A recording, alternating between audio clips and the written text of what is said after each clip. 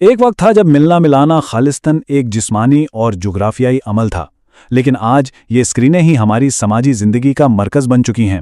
اب ذہن میں فوراً یہ سوال ابھرتا ہے کہ آخر اس ڈیجیٹل دور نے ہمارے میل جول کے طریقے کو بنیادی طور پر بدلا کیسے ہے؟ یہ کوئی معمولی سوال نہیں ہے۔ اسمارٹ فونز تو سبھی کے پاس ہیں، لیکن کیا کبھی اس بات پر غور کیا گیا ہے کہ ان ایپس نے ہمارے بات چیت کرنے کے انداز کو جڑ سے کیسے اکھاڑ دیا ہے؟ اس جائزے میں ہم 4 اہم پہلوؤں پر تیزی سے نظر ڈالیں گے: ڈیجیٹل تعلقات کا ارتقاء، ابلاغ کے بدلتے طریقے، رابطے کا ایک عجیب تضاد، اور آخر میں یہ کہ جدید سماجی رشتوں کو کیسے نبھایا جا رہا ہے۔ تو چلیے سب سے پہلے بات کرتے ہیں اس سارے سلسلے کی شروعات کی، یعنی ڈیجیٹل تعلقات کے ارتقاء کی۔ پچھلی چند دہائیوں کی رفتار تو دیکھیں۔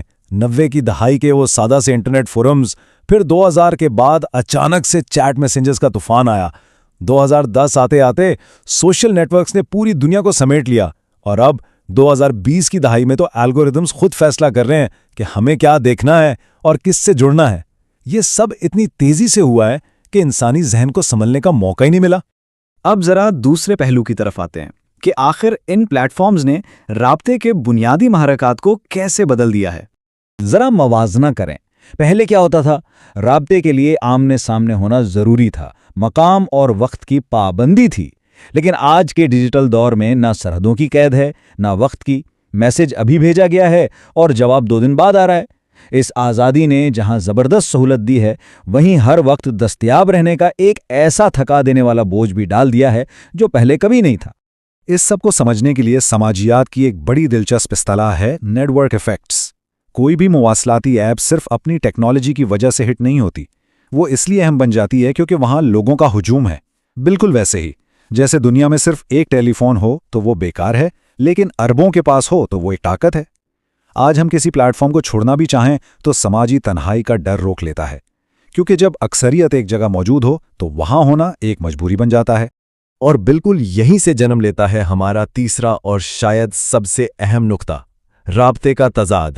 ذرا اس بات پر غور کریں، روزانہ اربوں لوگ ان پلیٹ فارمز پر ایکٹیو ہوتے ہیں۔ ٹیکنیکی لحاظ سے دیکھا جائے تو انسانی تاریخ میں ہم آج جتنے جڑے ہوئے ہیں اس سے پہلے کبھی نہیں تھے۔ دنیا کے کسی بھی کونے میں رابطہ کرنا اب محض چند سیکنڈز کا کھیل ہے۔ لیکن یہیں ایک بہت بڑا تضاد بھی سامنے آتا ہے۔ ایک طرف تو روزمرہ پیغامات اور رابطوں کا ہجوم آسمان کو چھو رہا ہے، لیکن دوسری طرف معاشرے میں تنہائی کے احساس کا گراف بھی تیزی سے اوپر جا رہا ہے۔ یہ اعداد و شمار بڑی واضح حقیقت بیان کرتے ہیں کہ محض اسکرین پر گزارا ہوا زیادہ وقت کسی گہرے نفسیاتی یا جذباتی رشتے کی ضمانت نہیں دیتا۔ ہم رابطے میں تو ضرور ہیں، لیکن اندر سے جڑے ہوئے محسوس نہیں کر رہے۔ یہ بات کس قدر سچ ہے کہ سطحی سے نیٹ ورک کنیکشنز آہستہ آہستہ ہماری روایتی کمیونٹی کے گہرے اور حساس رشتوں کی جگہ لے رہے ہیں۔ اسکرولنگ اور مختصر کامنٹس کے اس دور میں ہم ان حقیقی رشتوں سے کٹتے جا رہے ہیں جہاں باہمی تعاون اور ایک دوسرے کا درد سمجھنے کی گنجائش موجود تھی۔ اسے ہم قربت کا سراب بھی کہہ سکتے ہیں۔ ہم سارا دن تصویریں اور سٹیٹس اپڈیٹس دیکھتے ہیں اور دماغ یہ فریب کھا جاتا ہے کہ ہم ان لوگوں کے بہت قریب ہیں، حالانکہ حقیقت میں ہمیں بالکل اندازہ نہیں ہوتا کہ ان اپڈیٹس کے پیچھے کیسی جذباتی حالت یا کیسی تنہائی چھپی ہے۔ یہ بس ایک ایسا سراب ہے جو رابطے کی بھوک تو جگاتا ہے مگر اسے کبھی مٹاتا نہیں۔ تو پھر ان حالات میں آج کا انسان کر کیا رہا ہے؟ یہ ہمارا چوتھا اور آخری حصہ ہے، ان جدید سماجی رشتوں کو سمجھنا اور ان کے ساتھ جینا۔